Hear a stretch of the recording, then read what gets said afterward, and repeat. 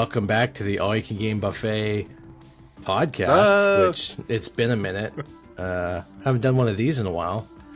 We've sort of taken the channel in a little bit of a different direction, a little bit more retrospective reviews as of late.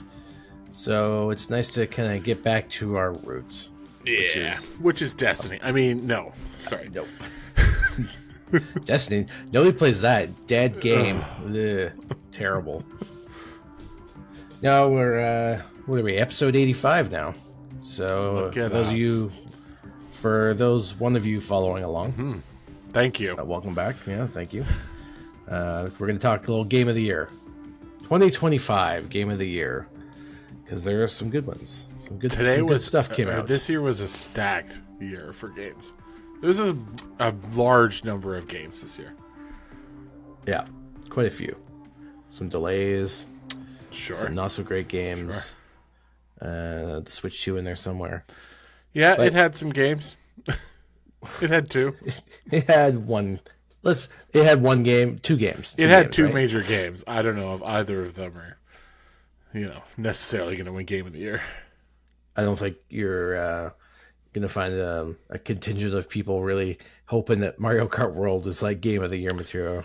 Yeah. So I guess we'll start there. Did you play Mario Kart? You played it. I played it very briefly on a friend of ours has a Switch 2. I have not personally gotten a Switch 2 because I'm going to wait until there's a few more games out that I want to play. Yeah.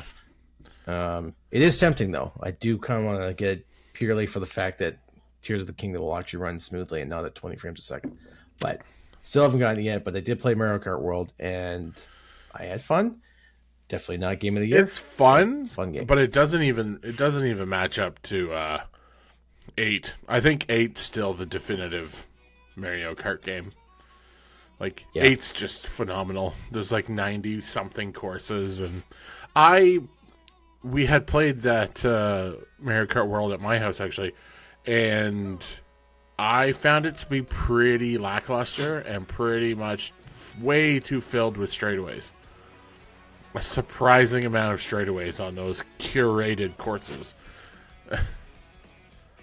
I wasn't overly impressed, to be honest. No. Like it's a cool idea in theory, the whole like open world, like island, you can go anywhere and have a big race. But in practice, I think a racing game is a little bit. It still needs that curated track set, or it has to be incredibly polished, like Forza Horizon, right? Yes, like that's an open world car game that that did win Game of the Year the year it came out. So, like, that's... If you can't come to that caliber or uniqueness in your level design, it's never going to be there. So, unfortunately, I think Mario Kart World just don't make it onto this list this year.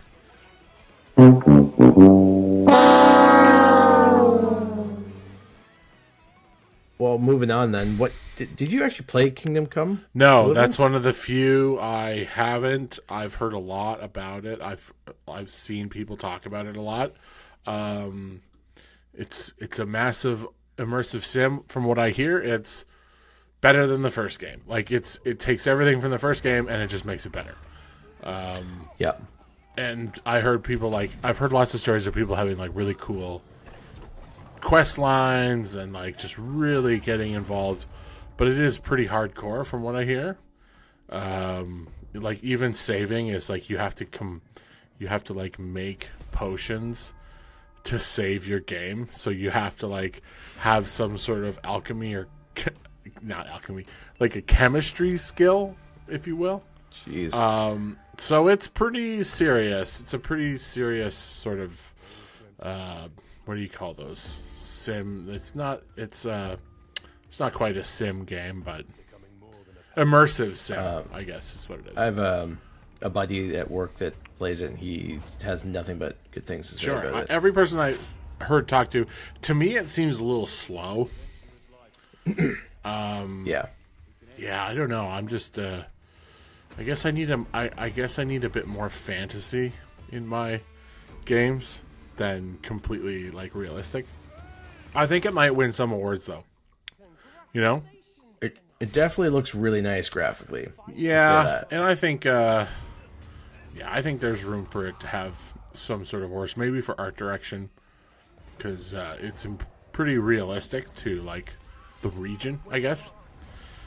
Mm-hmm. Speaking of realistic to the region, Ghost of Yotei. Have you played that one? You played the first one, right? I played about 15 hours of the first one. I didn't go back and finish it, at least not yet. I enjoyed the first one, what I played of it, but it didn't really grab me all that much. I was in the same boat. It was just like I don't know, open world games like lately have not really pulled me in. I think to have a good open world game, you really need a curated like way through the world at first, and then have a good reason to explore. Because there's a lot of times there's just a bunch of stuff out there that I don't really care about, and that's what I felt with Ghost of Tsushima. Yeah, again, I think Ghost of Yotei did everything, like took everything from the previous game and sort of elevated it to make it the obvious better choice. I think when you put those two games side by side, I think Ghost of Yotei is going to be the better game subjectively. And from what I've like visually, it's up there as probably if a game's going to win art direction, it's probably going to be Ghost of Yotei at this point. Looking at this list of contenders for the best games, I think it easily takes it for the best looking game of the year. I mean, it is a beautiful game. There's no doubt about that. It is stunning. So art direction, probably. Yeah, I would be all right with that. I should rename this episode "Two Guys That Haven't Played Any of the Games." I'm saving all the ones I have played because these are the ones like I haven't been able to play Hades 2 because I don't own a Switch. Well, I do, but there's no way I'm playing it on my Switch Lite. I have not actually read anything about the performance of Hades 2. I imagine it's probably I hear it's optimized for Switch 2 and PC. Like, it's pretty great, and they've officially come out with like an official version of it. I was hugely disappointed that it just didn't come to PS5 immediately. Like, that seems like a bit of a misstep. I think it would probably do even better if it had released on the other two consoles as well. I imagine they had like a deal, like exclusivity deal. Yeah, because the first one, it also won Game of the Year, and I think the first one's probably like in my top 10 greatest games ever made. Maybe not top 5, but it's definitely deserves a position up there. And it rejuvenated or even just convinced me that like roguelikes are something I want to play. And now I do. And I absolutely think Hades is the reason why. Because I didn't really play any before that. That's high praise. I still have not played Hades. It's absolutely 1, so incredible. Maybe that should be my next game to like sink my teeth into. Amazing. Again, it won Game of the Year for good reason. So I think Hades 2, not that it's like it's I hear the controls are different, but I don't think they're gonna get the garnered mass praise that the first game got. I think it's a bit of okay, this is kind of the same thing. So I don't see it winning Game of the Year. I do see it winning possibly for art direction and possibly for like its writing. Because it's exceptional. Yeah, everything I've heard about the creative side, the writing side, the narrative. The first, if it's like the first game, like the first game is an endless amount of dialogue you'll never hear twice. Every single time you fail on a run or win on a run and come back, there is new dialogue with new people. I never heard a single line twice. And it is just absolutely phenomenally acted and delivered. It's, in terms of a story, it's so good. And it actually does an incredible job of piecemealing a story out over, because you need, spoiler alert, you need like 10 runs to get the official credit roll ending for the first Hades. But you could do another 100 runs and you'll still get new dialogue the whole time. It's absolutely bonkers. That's wild. Yeah. I didn't realize that. I didn't know that was one of the... I guess that's one of like you could say it's a selling feature. Absolutely, and it proved that you can take a roguelike with the formula and go, oh, you're never going to hear another line again, or oh, it's never not going to be fresh, or there isn't a new thing to discover and talk to. And it's so crazy the amount of dialogue that they recorded for that game. So I imagine the second game is just as much. So they really leaned into the roguelike aspect. Oh, for sure. Like it's also incredibly hard. Like perfect. not too hard. I think most of the game is pretty reasonable. Hades, like when you get to the end and you fight that final boss, you are going to die. So your first win is going to feel incredible. Once you start, like all roguelikes, you kind of realize what's good and what's not, and you'll start to win. So, but that I put in probably 50 runs, over 50 runs before I got my 10 wins, and to see the credit roll was amazing. Well, I'm going to put that on the top of my list then, because I have been really struggling to find another game to play that kind of scratches the itch of a game that we're going to talk about very soon. But next on your list here that you made, so Levi, just as an aside here, Levi made this list. I put no effort into this episode. Yeah, it's all him. I chose this list because I think all of these have potential to win in some category, and all of these games are the biggest contenders of the year. They may not all be 10s. I don't even think there are a lot of 10 out of 10 games this year, but these are all exceptional games.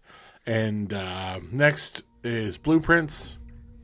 It was dropped on PlayStation Plus as a day one giveaway, one of the few Sony deals where they're like, hey, this is available on day one if you have PlayStation Plus. And that's probably why a shit ton of people played it. I think it was on Xbox as well. This is another roguelike that is not anything like another roguelike I've played, where it's like you have to build the house and you have to try and get to the back room 46. And it is an incredible map building, exploring game with puzzles, and I think it was developed by one person, maybe two. And it took them like 14 years or something of just like creating these puzzles. So it's a crazy project, and you can see when you play it, like I got hooked.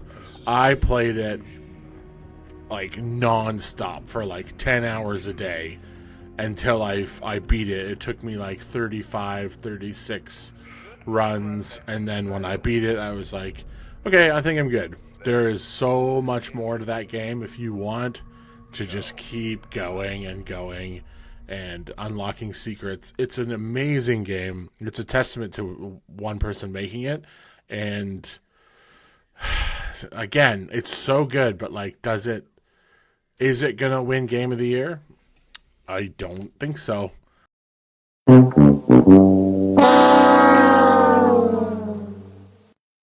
I think it'll probably win like best puzzle game of the year, something like that. But yeah, I see you're adding a suggestion. Yes. No, this is just a special mention. It didn't come out this year officially. I mean, it sort of did, but it's an older game. But anyways, we can talk about that in a minute. Did you get a chance to play Blueprints? I watched you play it. I didn't play it myself. Yeah. I don't think it sounds interesting, but I don't know. Maybe it's something I actually just have to try. Yeah, I'm not big on puzzle games or point-and-click adventures either, but there was something about this game that once you sort of started to figure out how building your house worked, how the mansion... there are rules inside the mansion.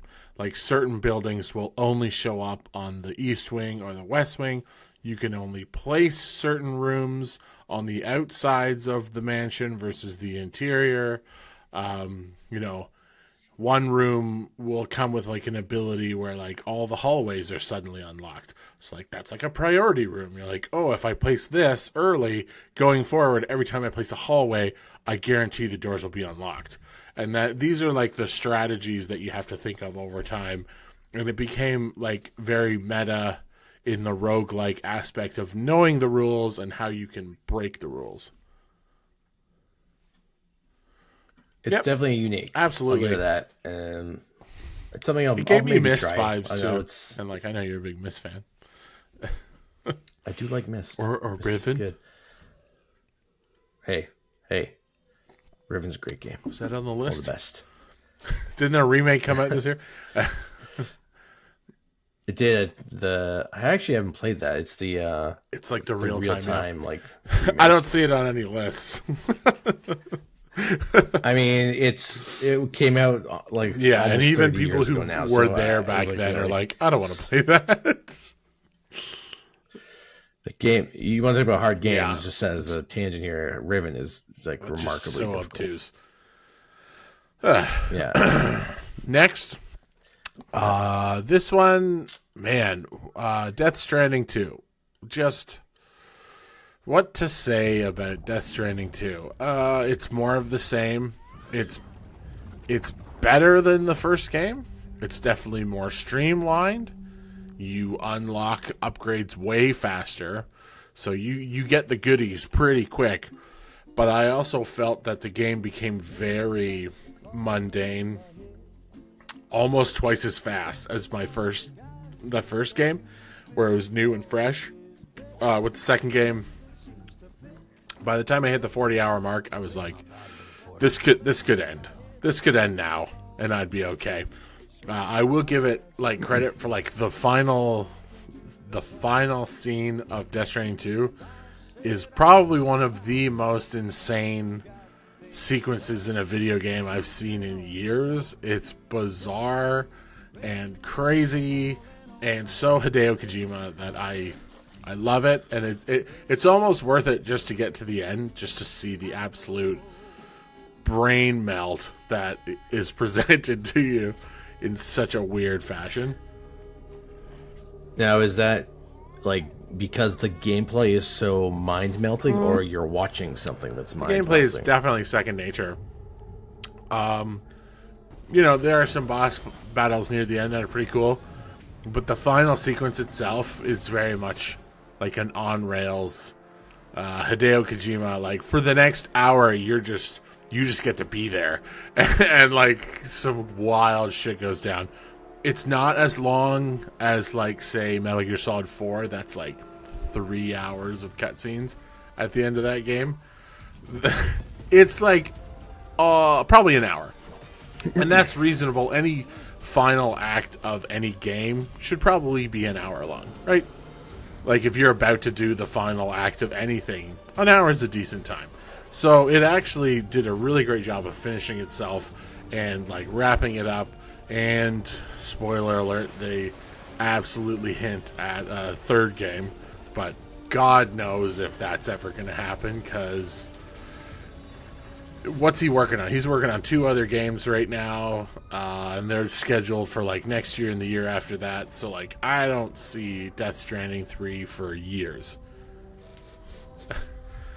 Death Stranding 3, instead of delivering packages, you're just doing email. It looks it's at crazy. A typing there is simulator. A final end credit scene that shows that there will be a third game, and there's a big time jump, and you're like, oh, okay, this is crazy. But again, I'm not sitting here going, ooh, I can't wait. Like, no, not happening. Yeah, I'm does nothing for me. Death Stranding does. It's pretty, I was pretty bored by the 40-hour mark of 2. It just did not have the effect the first time around. Well, I don't think it's going to be on any most people's game of the year. I think it'll be on short lists, but I don't think it's going to win anything. If they have a category for batshit crazy ending, then I hope it wins. That should be a new category crazy ending this year. Because it is honestly batshit crazy. But in the most Hideo way. And I'll always be a proponent for his games, regardless of how convoluted or ham-fisted or long-winded they are. I will play them. Well, I am curious to know. There's another game on here coming up. We'll talk about it, that has what I think is one of the coolest end sequences in video games. I don't think I've gotten that far if we're thinking of the same game, but we'll talk about it. But the next on your list here is something. Nope, this is not even. But I'm trying to include games like it's November 9th as recording, Black Ops 7. So we don't have much left this year. Battlefield came out. I didn't even put Battlefield on this list, even though it's definitely stolen a lot of COD players. So the next game is Call of Duty 7. Yeah, it's going to be on the list. It's probably going to win something like Best Multiplayer or something like that. You know, like it's always in the running in these categories, just by default, it seems. Well, this year too, I don't know if you've been following it, like the trailers or the media that's released. They're apparently doing some pretty crazy visuals and like wild, like they're definitely going stuff. for it. And like I think this is part of the Black Ops. Is this part of the Black Ops series of Call of Duties, which have also done lots of this sort of psychological, sort of psychedelic, almost crazy stuff, but. Part of me kind of wants to play it. Like, I haven't played a Call of Duty. I kind of want to play it too. I haven't played one in. This is gonna shock many of you, but I haven't played one. In Let's say the last one at the same time. Touched a Call of Duty. 1, 2, 3. Okay. Call of Duty Ghosts. 1, 2, 3. Modern Warfare 2. Wow. Modern Warfare 2. I didn't even play. I didn't even touch Modern Warfare 3. What about like Black Ops 2, Black Ops 3? Call of Duty I played. Haven't played Black Ops 2 and 3 were my jam for a long time. Having said that, though, I did purchase Black Ops 3. I bought it PS4 used edition from a Goodwill here. So they started getting into weird wall jump stuff, and I was like, I don't know if I like this. I think Advanced Warfare was in there with Kevin Spacey. Oof. Nobody plays that one anymore. So, man, yeah, Ghost came out after that, and that was the last one I think I officially bought. I do remember that the big innovation. The dog, yes. The dog. And they like, went remember hard Fable? With, like, marketing, well, now it's the visuals of the dog. You can push a button and tell it where to go. Just like Elizabeth in BioShock. Whoa. She fetches ammo. I mean, so it fetches ammo. Yeah, Call of Duty. I think we know what we're getting there, but it's a good time. And I'm actually kind of looking. I might consider playing it this year. See what all them kids are talking about. Honestly, I haven't touched one forever, so now's as good a time as any to get to try it again. This next one, I know a lot of people really loved this year. Donkey Kong Bonanza. I almost bought a Switch for this game.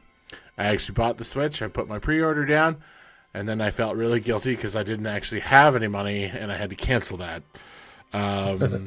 Because I really wanted to play this Donkey Kong game. But I did not. However, from what I've heard, taking a step back, it's pretty great. Is it as good as Odyssey? No. But I think a lot of people like it, and it's pretty streamlined again. You know, like Nintendo's constantly making these like new open world concepts. It all sort of stems from like Breath of the Wild. And it's sort of like, here, you can climb anything. Okay, and like Mario Kart's like, okay, you can drive anywhere. And Donkey Kong's like, okay, you can break anything. So they love these ideas of like, here's the sandbox and here's the one rule that you get to play with. And I think Donkey Kong, the destruction seemed really cool. But I heard the frame rate gets real bad. Yeah, I was going to mention that because it's hilarious to me that one of the first games that launches with the new Switch. Yeah, the frame rate is system to its limit already, which is great. That's not a great start for the Switch 2 technically, but I'm sure Nintendo being Nintendo, it won't matter in the long run. I'm sure they'll optimize it or come out with some sort of patch later on. But I think the concept is cool. It's very cool. It's a very Hulk smash. It's exactly actually what I want in a Hulk game. Like to be honest. unfettered, just destruction. It's not as good. Like even still today, nobody's matched like Red Faction all the way back then, where you could just literally blow holes through the ground and get to the end of the level. And I think this is similar, but it still seems locked in like a box. Yeah. We gotta get in touch with the Red Faction guys. Get them. Are they alive? Make it another game. Get them back in the saddle. Is that company even still being made? I don't think it is. Well, but speaking of stable frame rates, our next game, Night Rain. You played this one. Look, you made it on the list. I did. Yay! I think I played some of them. I played like 40% of this list. Yeah, you played a little more than I did. I beat every boss, right? And then I beat the final boss several times with people, and then I unlocked like a bunch of stuff, and then they started introducing the sort of like souped up versions of bosses that had their third phase. And I kind of fell off at that point because it was just getting too crazy. Like, I just didn't have time. However, for those 3 months, I think, or 2 months, I think I was playing that game every day. Like, for hours. Just getting better. To the point that I was becoming, like, an obnoxious player that, like, if you weren't doing the right thing, I would quit the game. And I was like, I don't have time for this. I became like in my own head for how fast it should be played. And all the best runs were played like at that pace. But it is a colossally fast pace that for new players, it's not a fun experience. It's almost as if internet comments and Reddit threads coalesced into a person and played Night Rain, and then you were that person. I loved it though, man. Like, you'd get these builds going, and you'd hop in a match, and you knew right away, depending on like who your other two characters you were playing with, how well your round was going to go. And like, man, I loved every character. I think it took Elden Ring and made it a new thing. Again, they turned it into a roguelike, which I'm pretty sure in previous videos we were like, I don't know how the hell this is going to work. But they absolutely nailed it. Now, the one problem, which I said earlier, that was going to be a problem, is it's not going to have longevity. And it didn't. It pretty much ran its course, and they haven't updated anything since giving the additional third phases of bosses. That's it. There's no major map changes. There's no new characters. And I don't think they intend to do that. So I think like the game might just be dead in the water. And I think they knew it was an experiment. I don't think they're fully invested in trying to keep this as a live service thing. I don't think they ever really marketed it. Yeah, they said they didn't want to. It's going to have some updates. Like they specifically were like, we will not be making DLC. This isn't going to be live service. This is just what the game is. Enjoy it. Oh, you are so dumb. You are really dumb. For real. That's a hard sell for a lot of people. And it's a hard sell in general because what if you buy this game 5 months down the road and you're like, oh, this looks cool. And there's no player population. Then you literally can't play it. So. Yep. Well, you're just going to play solo, and that's a miserable experience. Like this game, it's a technical. I think technically it's really, really incredibly made and pretty well balanced and a lot of fun.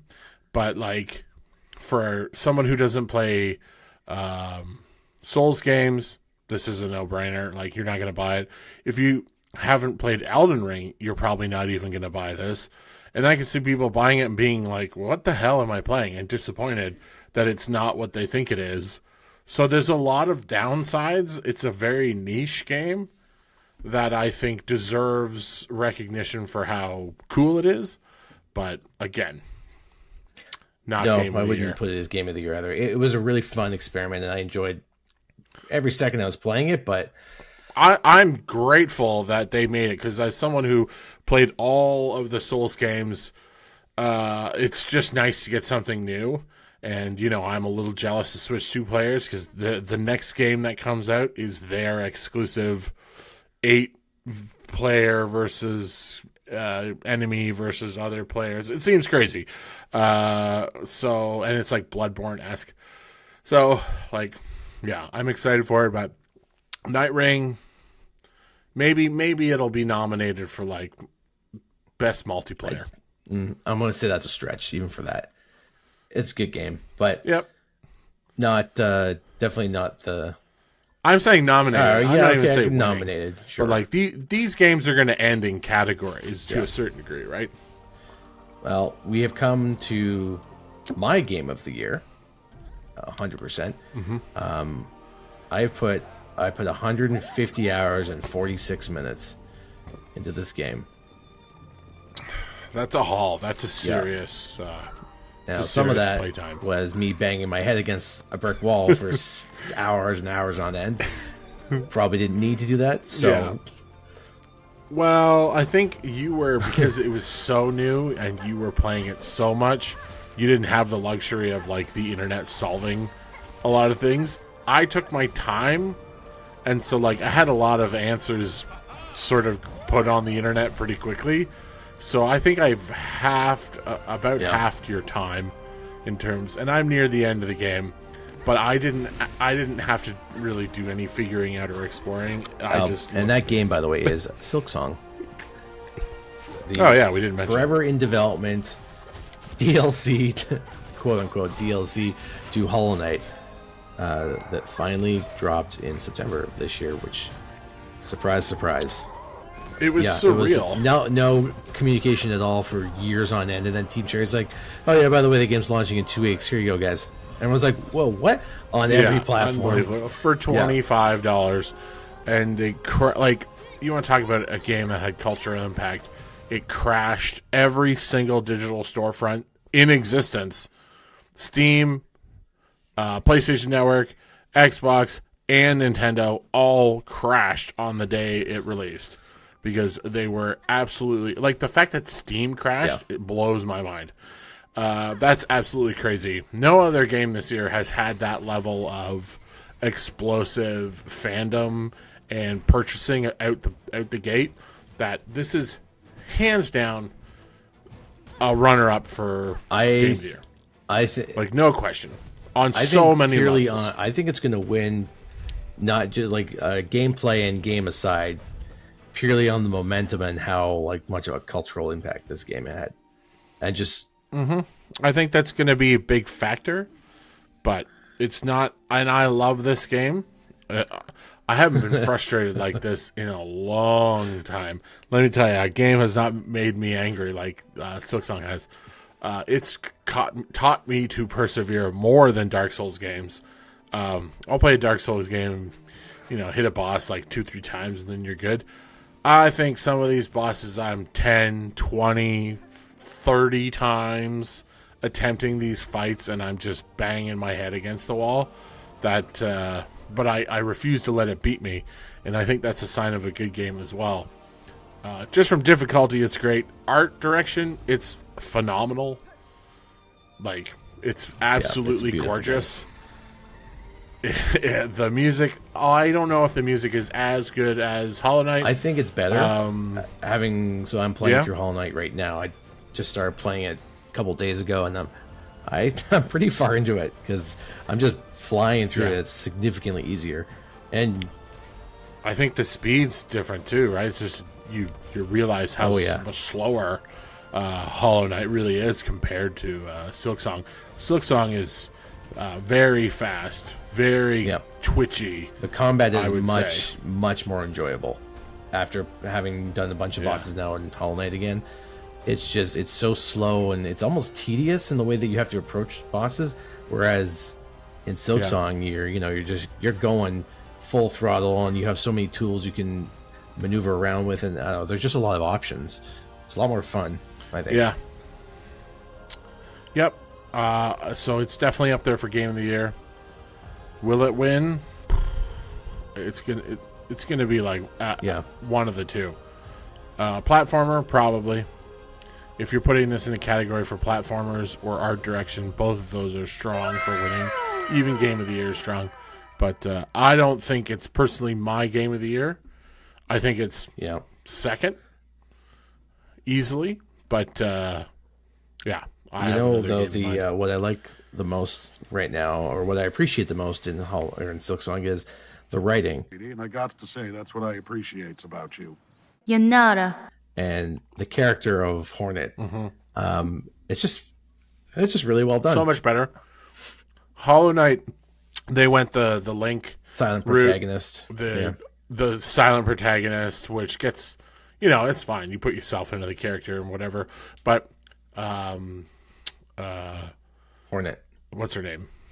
Hornet's dialogue is really funny, and she's very snarky, but she's also like a well-written character that's loyal and smart, but she doesn't she's got sass, and I just think they really did a good job of developing her as a real character, whereas the original Hollow Knight, he just stands there and people talk at him. Yeah, he just stands there and looks cute and looks up at everyone. He's just constantly just. What doesn't have good writing?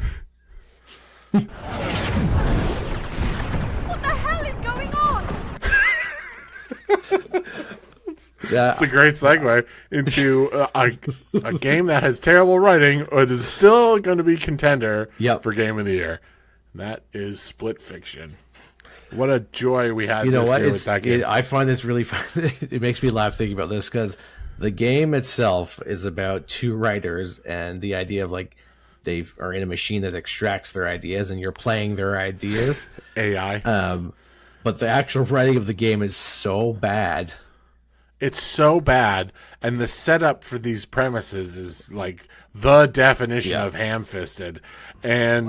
But at the same time, looking back, we had an absolute blast playing this game.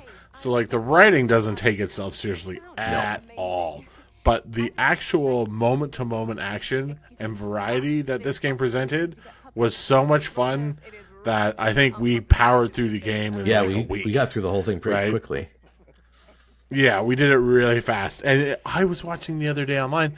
There were whole levels we just missed. Really? There were just whole aspects of things I never saw, and then I saw it the other day on a video, and I was like, I don't know how we missed that. Because we were pretty thorough. We missed a bunch of secret levels. Yeah, we were pretty thorough, but we missed several secret levels. So I thought that was interesting. But that game, man, thinking of through this year, that game to me kind of won for a fun factor. That game was just fun from start to finish. It didn't have a lot of baggage, and the challenging parts were challenging, but the platforming parts were fun, and the controls, you always worry about how responsive controls will be in a game that's so mechanically vast, and every single part of that game felt great. I didn't really complain about anything except the dragon that can't fly. I forgot about the dragon. Except for the dragon that could not fly. I might still have a clip somewhere from the footage they'll toss in here. That's hilarious. Yeah, I have to concur that it might have been the most fun I've had playing a video game, and it's super unique too because, It Takes Two, their previous work, you have to play it with another person, right? So you can't just play it by yourself, and I find that to be sometimes those games can be very frustrating, but they did a great job of balancing all the aspects of it. Yeah, they nailed it, and it is cool that it's split screen no matter what. So when one of us screwed up, we can be like, "I literally saw you do that." You can't be like, "Oh, the game you can't froze deny or get out of it." No, no, that was definitely your fault. Yeah, definitely created a fun dynamic that I think, in terms of fun factor, I don't know if another game sort of topped that this year. that puts it, I think, probably my number 2 for Game of the Year, just based on that. But I don't think it's going to win because of how badly written it is. Yeah, it's badly written, and it's kind of short, and I don't know. Again, a lot of these games this year suffer from last year's formula, or the previous game was really great, and a lot of these games are building on that. Like, if you look at this list, GOTY, Hades 2, Death Stranding 2, Elden Ring, Night Rain, Silk Song, all of those are sequels to massive games that potentially already won. So it's really hard to get lightning in a bottle for a lot of these, and I think that's the reason why these games aren't going to do it. And Split Fiction is original, but it's a bit of like the unofficial sequel to It Takes Two. If you don't want to be spoiled for the end of Split Fiction, leave now, because I'm going to talk about the final level in Split Fiction, which is where I think might tip this in its favor, because it's one of the wildest gameplay things I've ever done. Like, it uses the split screen to go between. It breaks the rules. It's like it goes between two different versions of the game. So you're going into like the fantasy world and then a completely different world, but within the same screen. I don't even know how they did it technically. It's amazing. Yeah, it is a wild misdirect of perception, and they did things, like we said, we haven't really seen a game do. Is it, enormous, giant goo babies eating people like Death Stranding? Well, no. But, it also has an absolutely wild ending. And again, that ending's like, what, an hour long? Yeah. Right? It's about an hour when you go to commit to that last part of the game, and it's a wild ride. It might be. It's absolutely wild. I think it might be the most fun I've had in the end in a game. Just in like, I can't remember when.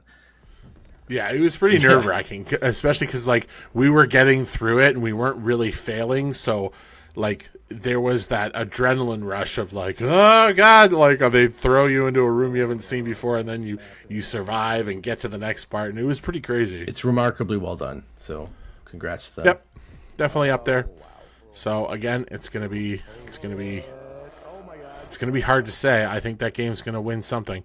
Next on the list is my pick for Game of the Year.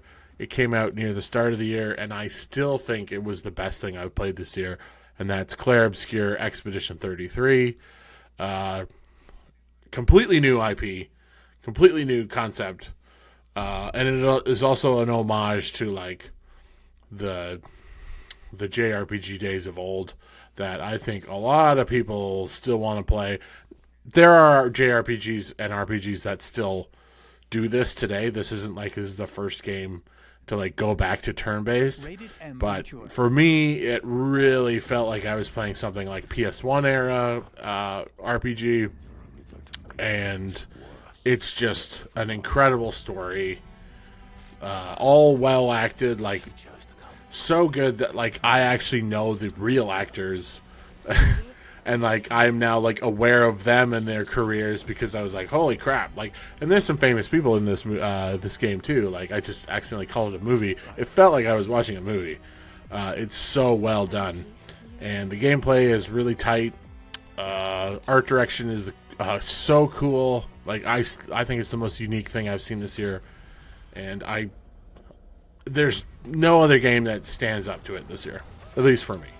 If nothing else, you made me want to play it because I thought the concept was really interesting when I saw the first trailer. I was like, oh, that's cool. I didn't realize what kind of game it was at the time.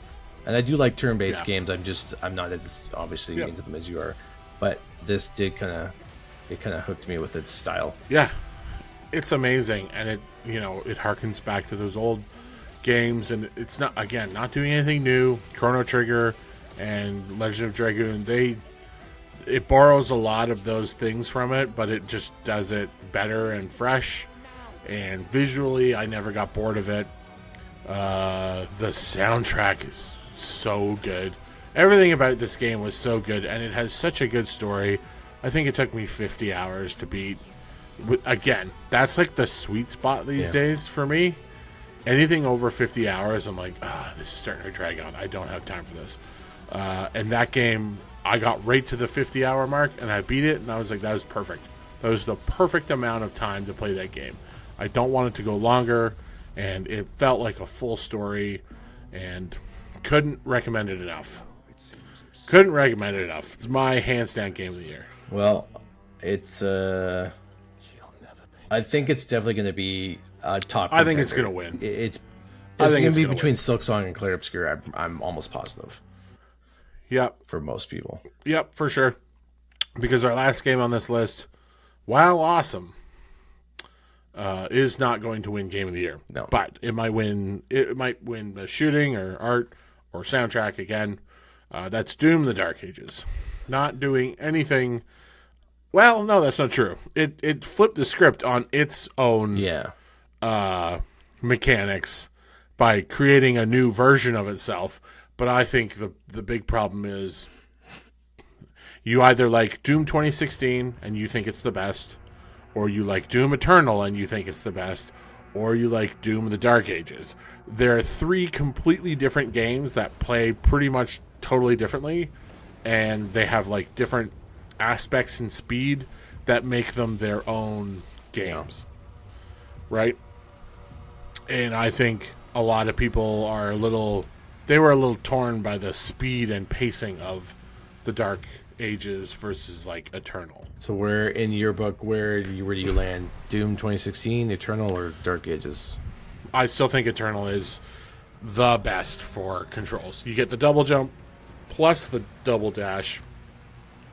Those moves are taken away to a certain degree in the Dark Ages. You're really fast. Don't get me wrong. Like, you can crank the speed of this game and go so fast. So it feels amazing. But the mobility and the control in the air, that stuff's all gone.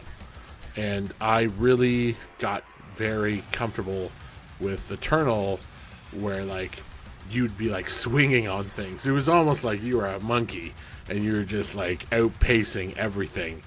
And it just felt more extreme. However, it has Marauders, and I hate the Marauders. So, I went back and played. Well, I went back and finished Doom Eternal after beating the Dark Ages, because I think I was not far from the end. I was like 1 or 2 levels at most. Probably, and I remembered why I stopped playing Doom Eternal, because I just got so tired of dashing around, strafing, and like trying to like manage my ammo, and like just the moment to moment combat was kind of exhausting. It was fun, but it's a lot. It's very, whereas like again the first game, Doom 2016, there's like no ammo economy. Not really. There's no need to worry about ammo. You can switch your guns however you want. Things just kind of get wrecked, and you always are loaded with ammo.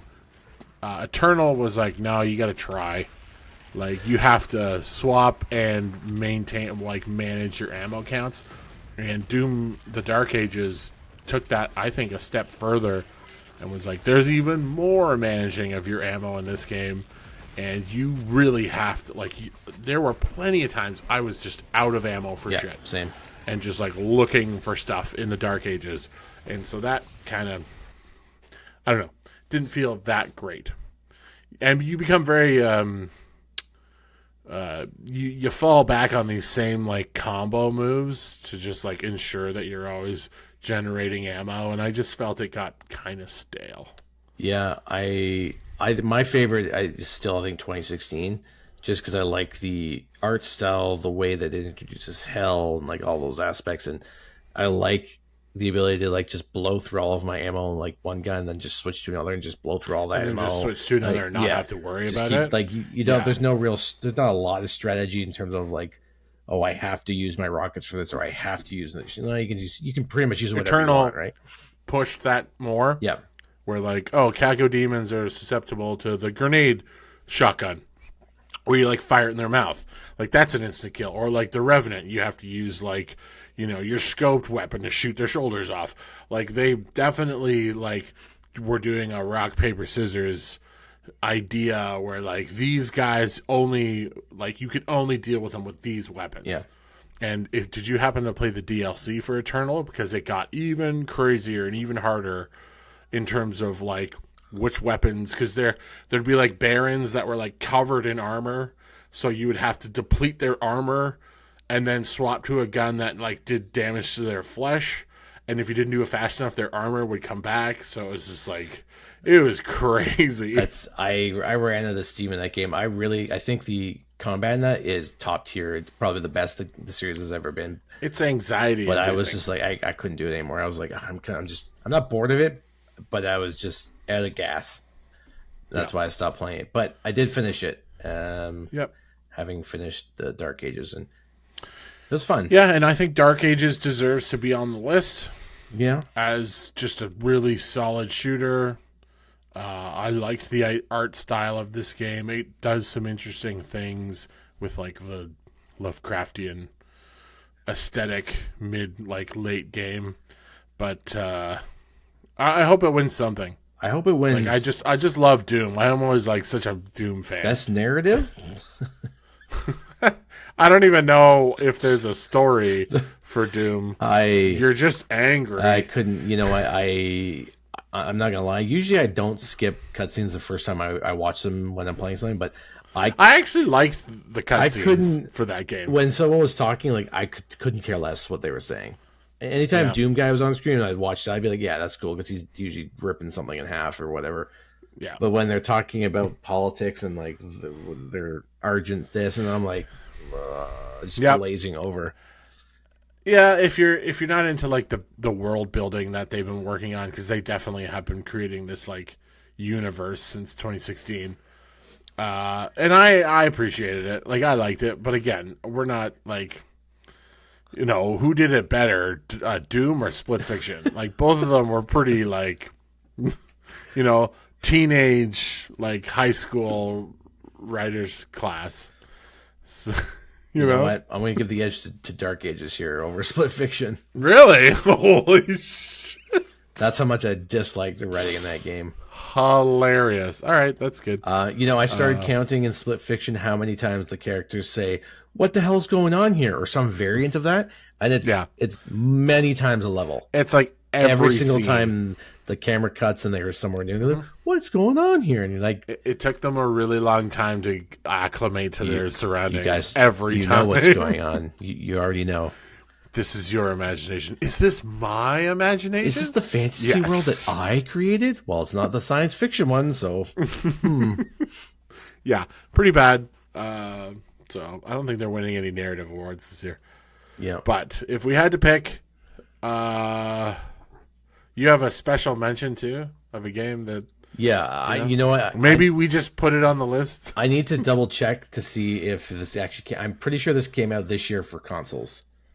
For console? Yeah, but it's a couple. Yeah, because I only heard about it this year. Oh, yeah. Okay, so it only came out like a month ago. All right, so this game meets the criteria. it meets my criteria. At least it is a couple years old because it came out on PC, but you know what? It's special mention. It's not allowed to win, but it's a special mention. That game is The Cabin Factory, which I can't believe I haven't heard of this game. Absolute joy. This game is hilarious. The whole concept is you're inspecting cabins that come off of an assembly line that are supposed to go out to you gotta make sure they're theme not parks. haunted. Yeah. So you inspect them to make sure they're not haunted. Oh, my cat is messing with my shit here. Get out of here. And to inspect them, you got to go inside, and there's one rule: if nothing moves, it's not haunted. If something moves, it's haunted. Which sounds, in theory, very easy to do, but it gets very tricksy, and it's very scary. There's a lot of jump scares. And oh my god, it was so scary. Even just what I watched you playing, I legitimately was screaming. Like, there was that one really unfair jump scare where you got out of the cabin and you went to press the button, and the jump scare came from you pressing the button to clear the cabin. It scared the shit out of me. It is a remarkably well done game. And it's so simple in its concept. It's just got it's got so many different scenarios. I haven't even seen them all. After I finished the game, I realized there's an entire basement section I didn't even know existed. Unbelievable. Which is hilarious. So I'm never going to go back and play it, but it's a honorable mention to The Cabin Factory. I haven't been that scared in a while. It does its job very effectively. And with that, did we miss anything? Was there anything? I don't think so. Big? I mean, Battlefield 6, but I don't think that's. I even played about contention. a few minutes of that and was like, it's not for me. I didn't like the feel of it, to be honest. It felt like I was a very tall, cutout cardboard person. Like, when you walk like, like I didn't like it. I'm gonna have to make a clip of that. I think. I think you might be the only person on the internet that has ever said the words Battlefield 6 does not feel good to play gameplay wise. Because Yeah, I didn't like it. you're a lone wolf. I also, I realized I don't think I like a game where you have to depend on a medic. Because, like, you get down and then you're waiting and it's like, are there any medics around? No? Okay, you're just dying. And then when there is a medic around, like, I was like, why aren't they helping me?